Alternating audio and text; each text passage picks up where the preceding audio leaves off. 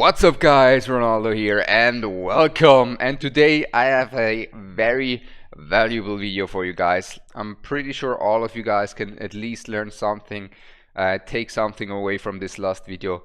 We're gonna go over her awakenings. Are they really worth it, right? How much value do you really get from them?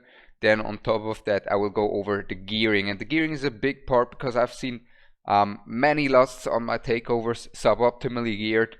There is a baseline. I've tested different crit damages and attacks and everything to see what is really best for her. We're gonna go over that. We're gonna go over her placement, how you want to place some smooth tricks for better sailing with her as well. With that said, let me show you guys the awakenings and really say how much value you get from these awakenings, because I know a lot of you guys be having the pink glasses on. I don't know, is it pink, is it purple glasses on when it comes to lust? Yeah, you're like, oh man, give me that A5 lust. Hold up guys, listen, do you know how many summons you need for lust A? Okay, and before that, is A3 really worth it? Because maybe you're not even getting A5, so let's get right into that. Alright, so her A1 gives you a 20% defense reduction whenever Sinful Lash is triggered. Now the thing about that is really mostly you're gonna run these nightmare units with a defense reducer anyways, mostly Torador of course, who will have that defense reduction up. Therefore the A1 it's gonna be not that useful, right? Unless you don't have Torador. If you don't have Torador and such, okay, then you have some value there. Then the A3 is the first big one, right? Upon reaching full ecstasy, she gains an additional 20% attack speed, right? This is actually quite big, but overall it's about 20 to 30% damage increase from her A0. And then we have the big one really, and that is gonna be her A5. During her ultimate, the basic attack lands 6 attacks in a row instead of 4. This is the big one. And with this one, right, if you're all the way until A5, you're gonna around almost like 180%, like you almost double it. I mean, double it is exaggerated, but that's the big one, right? From this to this is really the big one. In terms of power increasement, right, is the A5. It's not the A3. The A3 looks very good, reads very good, it is good, but the A5 is the big factor for her, right? So if you should summon to A5 or not, actually I will go over in the should you summon video, because there's so many good banners and many things to consider about that. If I go into it now, we will get off topic, and on top of that, it's not what you're here for, right? You're here for lust and lust only. What you do with your summons is up to you, of course. And then we have a big thing, and that is the gearing, right? I think from the gearing, many of you guys can actually do something. Now this gear is not the right gear. Keep that in mind. This is my testing gear. This is what I've been testing around a little for you guys for that video as well. I knew the numbers. I just wanted to see if it's actually still that way or not. Now let me re-gear everyone. Which piece did I take from my beloved Ingrid? It was this one. So basically for the gearing, you kind of have two options. You can go Infernal Roar or Soulbound Arcana. I would recommend you guys to go Infernal Roar on Lust. Soulbound Arcana works well as well, but Soulbound Arcana is so valuable, and for Lust it doesn't really matter. It doesn't really make a big difference, Infernal Roar or Soulbound. But the Soulbound you really want to use on heroes like Praetus, like Alistair, units like that, and you don't want to have it on her, so you can just use the Infernal Roar on her. And then in terms of the stats, the big thing, I'm gonna go over Guild Boss 2. That's her main thing. That's her main thing, right? That's where you are gonna be looking at. Sure, you can use her in some other content as well, but in the other content you can get away with suboptimal stats. Here we want to go into optimal stats for Guild Boss 2 specifically. Now what we can see here from my lust is she has 16.5 attack, she has a reduced attack interval and 300% crit damage, right? And some rage regen. Now basically what I want you guys to aim at is to aim at around 17,000 attack. Around 17,000 attack is what I want from you guys. And then you spec into crit damage, right? I did the testing and basically there's basically first up, let's go into how you're going to achieve these that around 17,000 attack.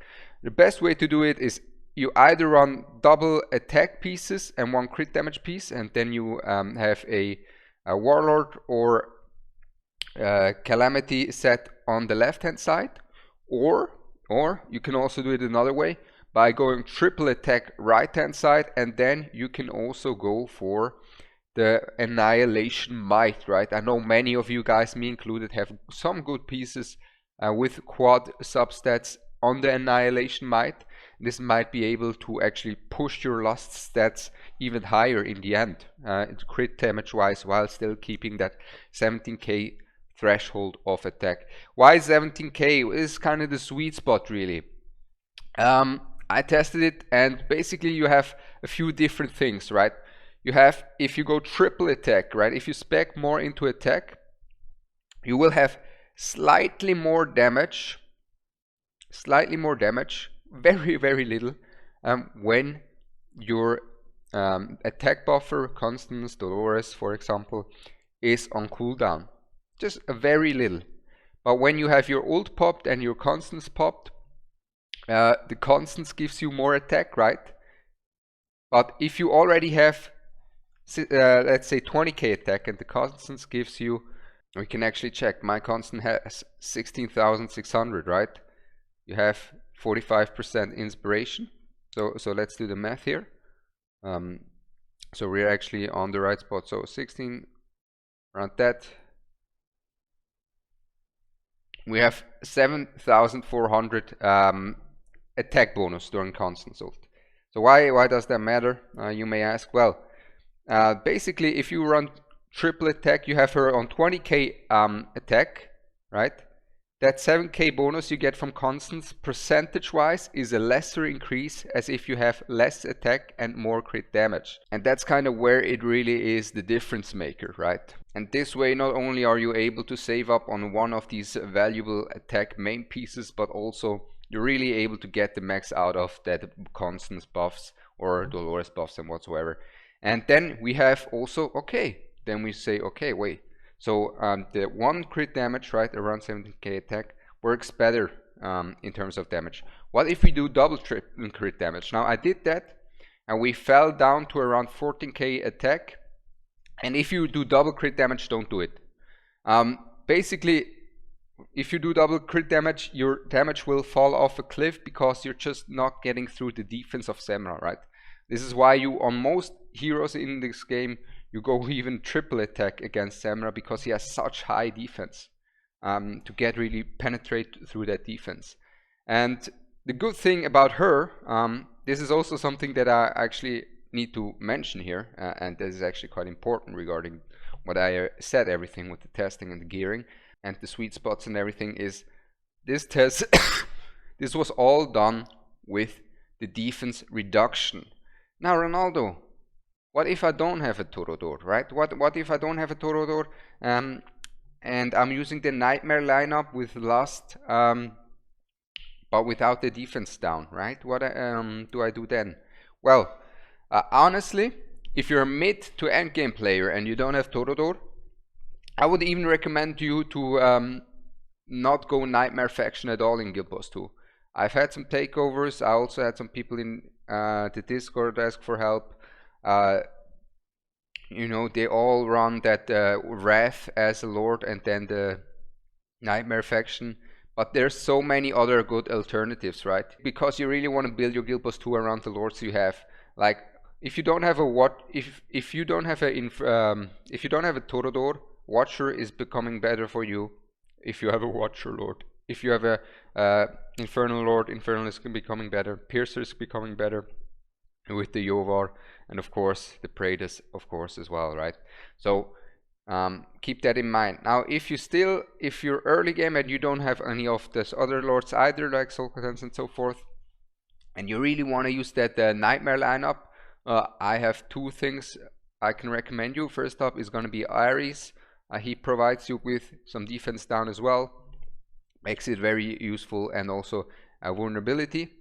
If you don't have our Ares either and you still want to do it without any defense down, you can also run triple attack, some more attack on her to pierce through the defense. Now, one thing I also wanted to mention, I would always recommend to go for the Lust artifact. It's an amazing artifact, and on top of that, this way you can also have the nice side effect to be able to equip the Wailing Skull on some of your other fighters. I personally have it on my Volca, for example. It just opens up that Wailing Skull spot, right, which is nice. Now, in terms of the placements, I know I said it before, I want to go over placements because I want to give you all the optimizations you can have for Lust. And there is one slight optimization I want to talk about with you guys, and that has mainly to do with her basic attack and her passive Agonizing Delight. So basically, what is it really? It is that 15% chance of hitting an ally, right? She has a 15% chance of hitting an ally. And if that ally is from Nightmare Council, that's a big part for Lust. That's why she's going to be future proof as well for Nightmare teams. When there's a strong Nightmare DPS coming, she will always boost them as well, because when she hits a Nightmare ally, they restore 10% rage. Yeah? So she restores 10% rage for them, making their ult's uptime higher. And that is something I haven't really people seen talk about or even think about when they do their placements in Guild Wars 2. And that is basically, you really want to place Lust in a way where she's able to hit as little allies other than the Nightmare faction as possible, and maybe even just hit as little allies other than your main Nightmare carry as possible.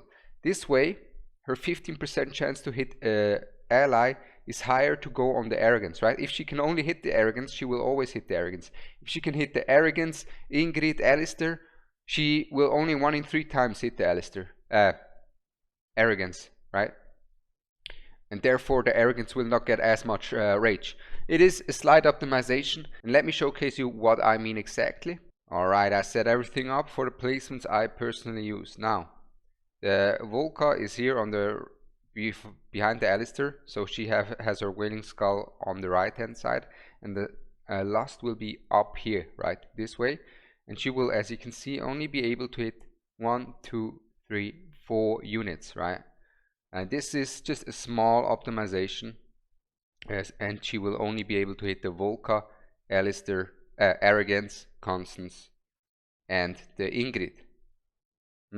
Now, it is something to consider about. It is something worth mentioning, I think. Just a slight optimization. You always want to have everything optimized this way, because you could also swap her with the Arrogance, right? I've seen that before. People having their Arrogance in front. Now then, she would hit everyone, right? And just waste a lot of her passive slashes on heroes that she doesn't want to boost. And this way she has a 50% chance to hit a Nightmare Council unit. And on top of that, I have the Volca here. So the Wailing Skull gets on the right hand side. She has a place where the Wailing Skull can hit. On top of that, most people don't have the Arrogance artifact. Therefore, you will always want to have Arrogance right here. Always right here.